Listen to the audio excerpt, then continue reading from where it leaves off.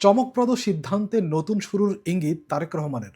সরকারি গাড়ি বর্জন করে ব্যক্তিগত সাদা টয়োটা গাড়ি ব্যবহার, নিজস্ব চালক ও ব্যক্তিগত টাকায় কেনা জ্বালানি ব্যবহার, গাড়িবহর 13-14টি থেকে কমিয়ে মাত্র 4টি করা হয়েছে।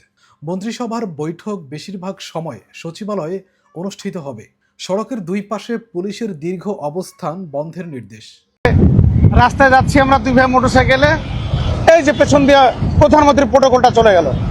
কেবল রাষ্ট্রীয় অনুষ্ঠান বা বিদেশি মেহমানদের সফরের সময় গাড়িতে পতাকা ব্যবহার করা হবে। শনিবারও সচিবালয়ে অফিস করবেন প্রধানমন্ত্রী তারেক রহমান।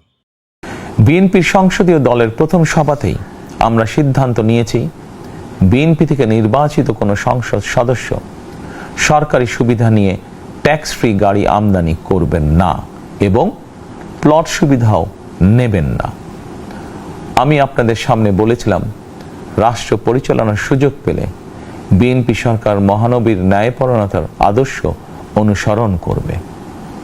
আমি মনে করি বিএনপির সংসদীয় দলের এই সিদ্ধান্ত ন্যায়পরায়ণতার আদর্শেরই একটি অন্যতম প্রতিফলন। প্রিয় দেশবাসী, বিভাগীয় শহরগুলিতে বিশেষ করে রাজধানী ঢাকায় যানজট অত্যন্ত নিয়ন্ত্রণহীন। হাটে মাঠে ঘাটে, অফিস আদালতে জনগণের ভোগান্তির শেষ নেই। জনজীবনের নানা ক্ষেত্রে জনদুর্ভোগ লাঘব করা না গেলে জনমনে স্বস্তিও ফিরবে না। রাজধানীতে জনসংখ্যার চাপ কমাতে বিকল্প ব্যবস্থা গ্রহণ করা জরুরি হয়ে পড়েছে। মানুষ তার নিজ জেলায় কিংবা নিজের বাসা বাড়িতে থেকেও যাতে সহজভাবে সঠিক সময়ে অফিস আদালত ব্যবসা বাণিজ্য করতে পারেন, সেই লক্ষ্যকে সামনে রেখেই সারা দেশে রেল যোগাযোগ ব্যবস্থা ঢেলে সাজানোর উদ্যোগ নেওয়া হচ্ছে। এই পরিকল্পনার অংশ হিসাবে প্রথমেই রেল, নৌ, সড়ক এবং সেতু মন্ত্রণালয়ের কার্যক্রম পুনর্বিন্যাস ও সমন্বয় করা হচ্ছে। আমরা মনে করি সারা দেশে রেল যোগাযোগ ব্যবস্থার সহজ, সুলভ এবং নিরাপদ করা গেলে একদিকে যেমন জনগণের শহর কেন্দ্রিক বা নগর কেন্দ্রিক নির্ভরতা কমবে, অপরদিকে পরিবেশেরও উন্নতি হবে। প্রিয় দেশবাসী, আমাদের চারপাশে সমস্যার শেষ নেই, তবে সমস্যার পাশাপাশি সম্ভাবনাও কিন্তু কম নয়।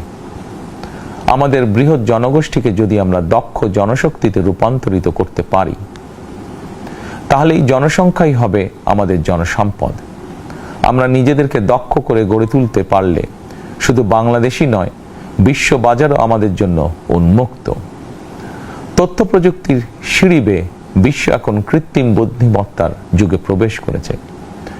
প্রযুক্তির এই প্রতিযোগিতামূলক বিশ্বে সম্মান এবং স্বচ্ছতার সঙ্গে টিকে থাকতে হলে আমাদেরকে কোনো না কোনো একটি বিষয় বা কাজে পারদর্শী হতে হবে। দেশের কোটি কোটি শিক্ষার্থী এবং তরুণ যুবশক্তির উদ্দেশ্যে বলতে চাই, মেধায়, জ্ঞানে, বিজ্ঞানে নিজেদেরকে যোগ্য করে গড়ে তোলার জন্য যত রকমের সহযোগিতা দেওয়া যায়, সব রকমের সহযোগিতা দিতে বর্তমান সরকার প্রস্তুত। কর্মসংস্থান এবং কর্মপরিবেশ নিশ্চিত করার সুনির্দিষ্ট অঙ্গীকার নিয়ে বর্তমান সরকার যাত্রা শুরু করেছে। প্রিয় দেশবাসী, দীর্ঘ 18 বছর পর দেশে ফিরে গত বছর 25শে ডিসেম্বর আমি বলেছিলাম, দেশ এবং জনগণের জন্য আই হ্যাভ এ প্ল্যান।